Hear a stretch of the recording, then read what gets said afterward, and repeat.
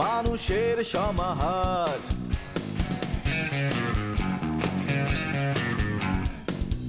ভেতর আর বাহিরে চলছে উৎসব অপেক্ষার। এই শহরের হাজারো বাড়ির মতো নিয়ে হাসি কান্নার গল্প যত। এই শহরের হাজারো বাড়ির মতো নিয়ে হাসি কান্নার গল্প যত। প্রতিবার এখানে বেজে যায় কলিং বেল।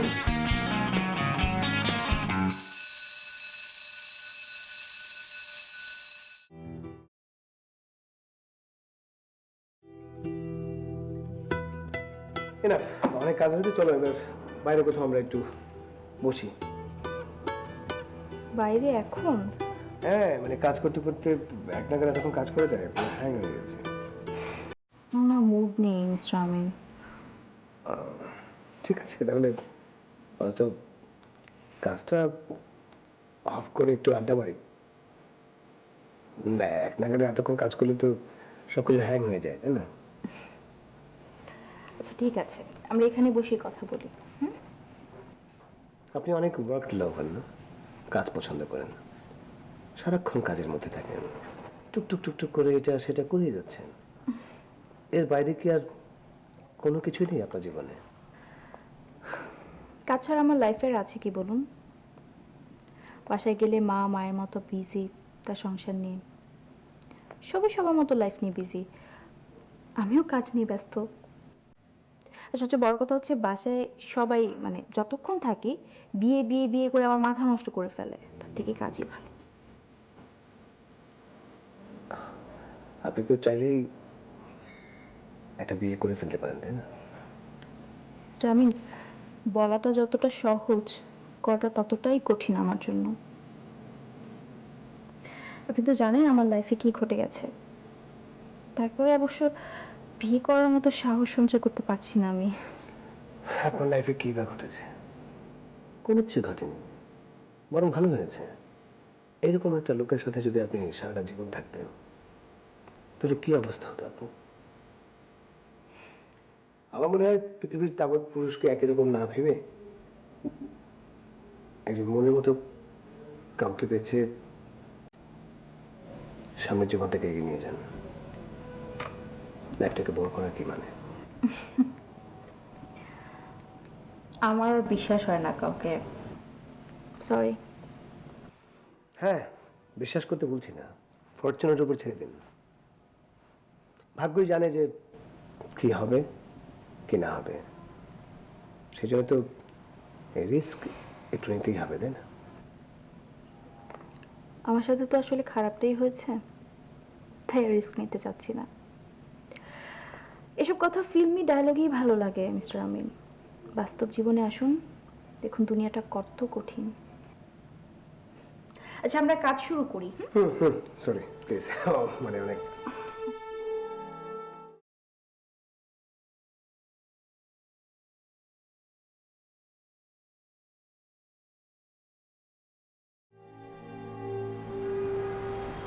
রোমানা, তুমি সকাল থেকে কিছু খাওনি, না খেয়ে এভাবে বসে আছো। এইভাবে যদি না খেয়ে বসে থাকো তাহলে তো শরীর খারাপ করবে। তোমার শারীরিক যে অবস্থা, তোমার ফিজিক্যাল কন্ডিশন ওয়াইজ তোমাকে এখন খাওয়া দাওয়াটা at least regularly time to time করা উচিত। তুমি এরকম করলে তো অসুস্থ হয়ে যাবে আরো। যাও প্লিজ, কেন? তুমি খেয়ে নাও, আমার ইচ্ছে হচ্ছে না। সত্যি কথা কি জানো, তুমি যে এরকম করছো, কেন করছো? তোমার তো কোনো দোষ নেই, যে ঘটনা ঘটেছে তাতে তো তোমার কোনো হাত নেই। যদি কারো কোনো দোষ থেকে থাকে সেটা আমার, কারণ তুমি এরকম একটা মানুষের সাথে নিজেকে জড়িয়েছো যে মানুষটার ভাগ্য তাকে কখনোই সাপোর্ট করে না।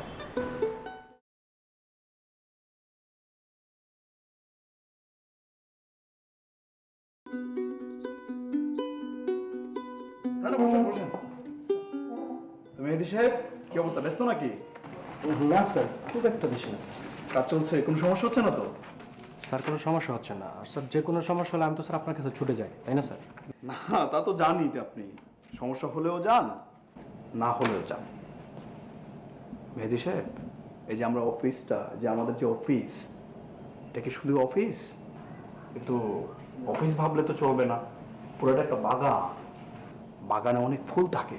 মনে করেন আপনি একটা ফুল, আমি একটা ফুল, সাবরিনা একটা ফুল, মাহি একটা ফুল, বস একটা ফুল, তাই না?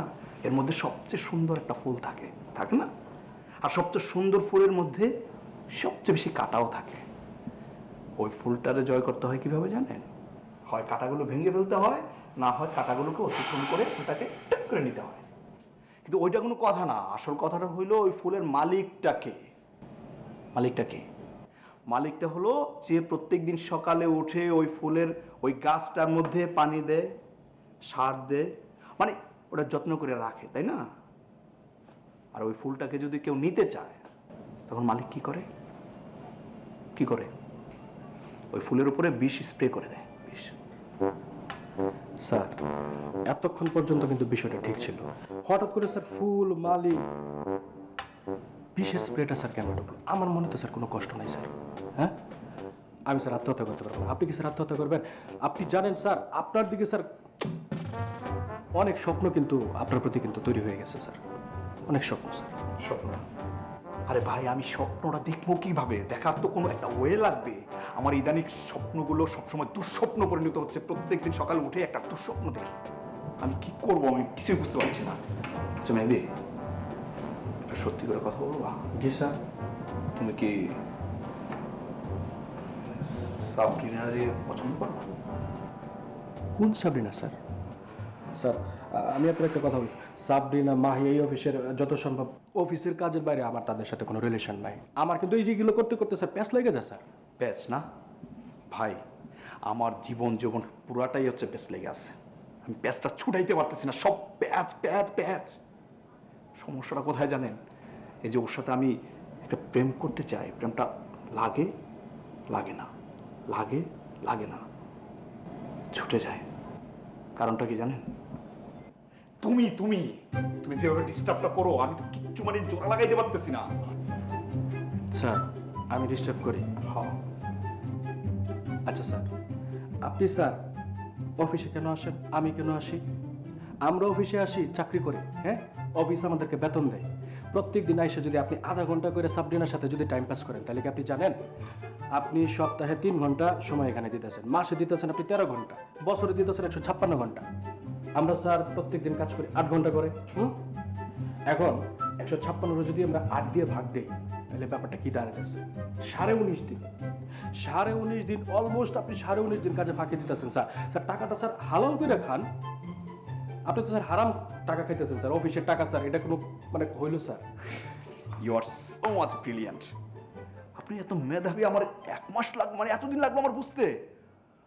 উফ, আমি খুশি, অনেক খুশি। আপনার স্যালারি, আপনার প্রমোশন 1 মাসের মধ্যে বেড়ে যাবে, ঠিক আছে? আমি স্যারকে বলবো, স্পেশালি আমি বলবো তোমার প্রমোশন দেওয়ার জন্য।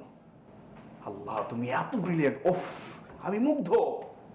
কিন্তু শোনো, সব কিছু ঠিক আছে, তুমি অনেক ব্রিলিয়ান্ট, অনেক মেধাবী, কিন্তু একটা কথা।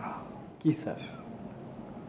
দয়া করে তুমি ডিস্টার্ব করো না।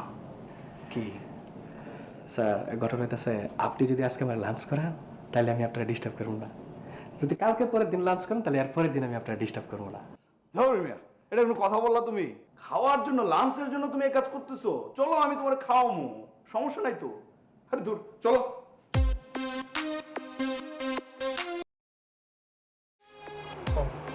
সরি, থ্যাংক ইউ আমার সাথে আসার জন্য। কি খাবেন? না না, আমি কিছু খাবো না। আপনি যা খাবেন অর্ডার করেন। না, এসব বললে হয় নাকি? বলুন না কিছু খাবেন কিনা। আচ্ছা, সকালে কিছু খেয়েছেন? তাহলে মানে এখন 11টা বাজে, আর সকালে না খেলে না গ্যাস্ট্রিকের প্রবলেম হয়, আর বেশি দিন গ্যাস্ট্রিকের প্রবলেম হলে তখন ওটা আলসার হয়। প্লিজ কিছু একটা খান প্লিজ। না সত্যি আমি কিছু খাবো না, আপনি খান। ওকে, আমি অর্ডার দিই।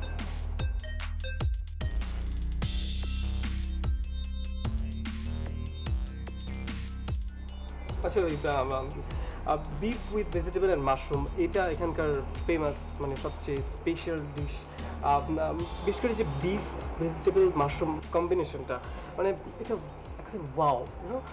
আর মাশরুম খাওয়া না স্বাস্থ্যের জন্য খুবই ভালো। ডাক্তাররা কি বলে জানেন যে মাশরুম নাকি হার্টের জন্য খুব ভালো। আর আপনার হৃদয় একটু কঠিন তো মানে মাশরুমটা আপনার জন্য খাওয়া বেটার এমনিতে মানে টেস্টি, এই কারণে বললাম। এক্সকিউজ মি, আমি মাশরুম খাই না। ঠিক একদমই মাশরুম খাওয়া ঠিক না জানেন, মাশরুমটা খুবই বাজে একটা খাবার। আর দেখেন না কোথায় হয়, এখানে ওখানে আগাছাই হয়। হ্যাঁ, আর বাংলাদেশে ওটার নাম কি জানেন? ব্যাঙের ছাতা। দেখতে কিরকম বিচ্ছিরি না, ওটা একদমই খাওয়া ঠিক না। এবং ডক্টররা এটাও বলে যে সব ধরনের মাশরুম খাওয়া ঠিক না, কোনটাতে আবার বিষক্রিয়া টিষক্রিয়া হয়, এখানে আবার কিটি আছে। একদম ঠিক বলেছেন, খাওয়া ঠিক না। তাহলে কি খাবেন? আমি কিছু খাবো না। না এটা কি বললে হয় নাকি? আচ্ছা ঠিক আছে, না খেলে তাহলে আর কি করে, চলেন চলে যাই। না প্লিজ, আপনি যদি এভাবে চলে যান সবাই কি মনে করবে? মনে করবে আমি আপনাকে উল্টা পাল্টা কোনো বাজে কথা বলেছি। Please please. এখানে করলা জুস পাওয়া যাবে, অনেক তিতা করলা জুস, সাথে একটু বিট লবণ। আমি এতটা নিষ্ঠুর নই যে আপনাকে আমি করলার জুস খেতে দেবো। কোনো কিছু বলেন এখানে। আপনাকে কে বললো যে আমি খাবো? আমি তো এটা আপনার জন্য অর্ডার করতে চাচ্ছিলাম। আপনি বসে বসে করলার জুস খাবেন আর আমি আপনাকে দেখব, কারণ আপনার মুখে অনেক মধু। একটা মানুষের মুখে এত মধু কিভাবে হয়? আপনার মুখের মধু কমানোর জন্য করলা জুস খেতে হবে। আমি করলার জুস খাবো? এক্সকিউজ মি,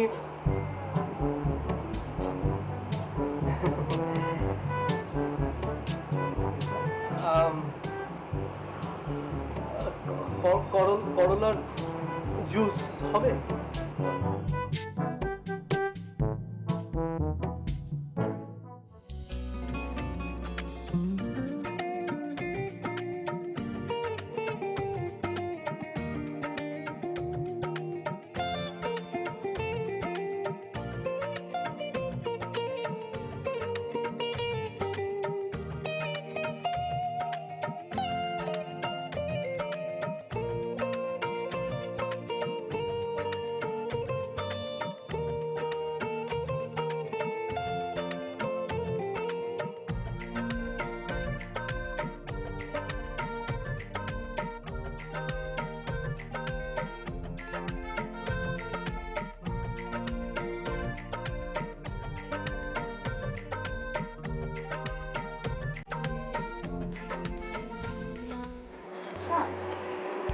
আপনি আমাকে বললেন যে বাসায় ড্রপ দিবেন, এই কথা বলে আইসক্রিম পার্লারে নিয়ে আসার কি মানে?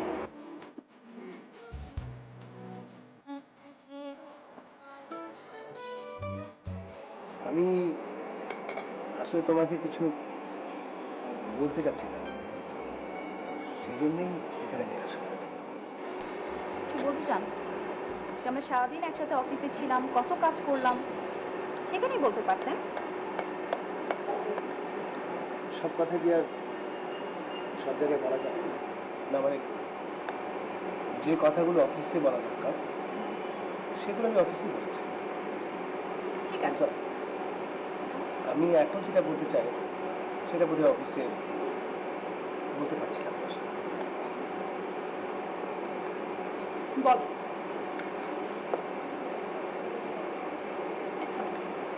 দেখো তানিশা, আমরা দুজনেই অনেক ম্যাচিউর আছি, এখন আর ভনিতা করে কিছু বলার নেই। আমি তোমাকে সরাসরি একটা কথা বলতে চাই। আমি ক্রমশই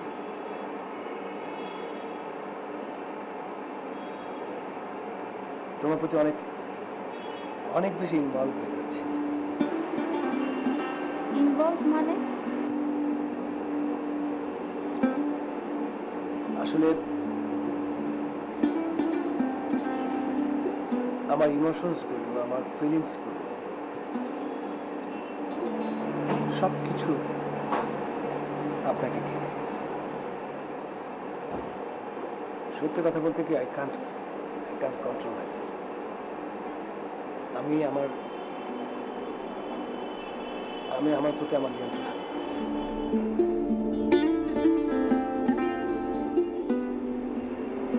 মিস্টার আমিন, মিস্টার আপনি আপনি ম্যারিড পারসন, মানে এটা কিভাবে সম্ভব? দেখো, তুমি তো সবই জানো, আমার ফ্রাস্ট্রেশন তুমি জানো। আমি ভীষণ ফ্রাস্ট্রেটেড। আমি আমার লাইফ, আমার সংসার, আমার সব কিছু নিয়ে ফ্রাস্ট্রেটেড।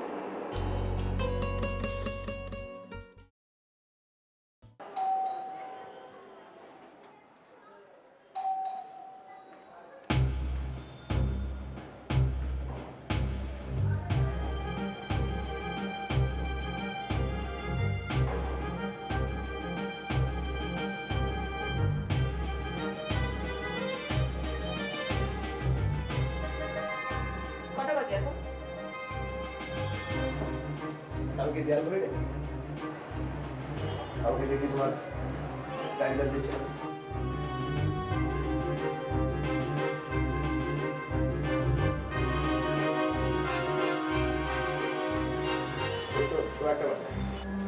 রাত 1:30টার সময় কোনো ভদ্রলোক বাসায় ঢুকে? একটা ভদ্রলোক কটার সময় বাসায় ঢুকে? একটা ভদ্রলোক তার সব কাজ শেষ করে 8টা থেকে 9টার মধ্যে বাসায় ঢুকে, কারণ তার সংসারে তাকে টাইম দিতে হয়, তার ওয়াইফকে, তার ফ্যামিলিকে তার সময় দেওয়া খুব প্রয়োজন। এক্স্যাক্টলি। কাজ যখন শেষ হয় তখন বাসায় ডিপেন্ড অন দিস ওয়ার্ক। যার কাজ শেষ হবে রাত 9টায়, সে রাতে ফিরবে। আর যার কাজ শেষ হবে রাত 1টার পর, সে 1টার পর বাসায় ফিরবে। নয় কি? টাইমের সাথে ভদ্রতা অভদ্রতা কোনোভাবেই মিক্সড করবে না প্লিজ। আমাদের বাচ্চা তাদেরকে দেখেছে, তারা তাদের কাজ শেষ যখন হয়েছে তখন ফিরেছে, কখনো অনেক রাতে ফিরেছে, কখনো অনেক আগে ফিরেছে। সবসময় এরকম বাবা চাচাদের উদাহরণ দেবে না। আরে তুমি কোনো ট্রেন চলেছো? কোনো কোনো ট্রেন আছে রাত 9টায়, কোনো কোনো ট্রেন আছে রাত 1টায়। তাই বলে কি আমরা কোনো ট্রেনকে বলবো ভদ্র ট্রেন, কোনো ট্রেনকে বলবো অভদ্র ট্রেন? নিশ্চয়ই ডিনার করে এসেছে। হ্যাঁ, তুমি তো বললে অনেক রাত হয়ে গেছে, এত রাত পর্যন্ত লাগিয়ে থাকো। তোমার কি একবারও আমাকে জিজ্ঞেস করতে ইচ্ছে করে না যে আমি ডিনার করেছি কিনা, বা আমি তোমার জন্য ওয়েট করেছি কিনা, এখনো না খেয়ে আছি কিনা? একবারও ইচ্ছে করে না জানতে? জিজ্ঞেস করে কিছু? প্রত্যেকটা মানুষ হচ্ছে ইন্ডিভিজুয়াল। তোমার যদি খিদা লাগে তুমি খেয়ে দেবে, আমার খিদা লাগলে আমি খেয়ে দেবো। মানুষ তো সবাই সবার মধ্যেই চলতে চায় না, যার যার থাকতে। তোমার যদি মনে হয় যে সবার সাথে থাকতে ইচ্ছে করে না, আলাদা থাকবে। তোমার যদি মনে হয় এই বাসাটা ভালো লাগছে না, তোমার একটা বাসা নেবে, এটাই তো স্বাভাবিক, তাই না? তুমি না অনেক চেঞ্জ হয়ে গেছো। আমি আসলে তোমার ব্যাপারে অনেক বেশি কেয়ারফুল।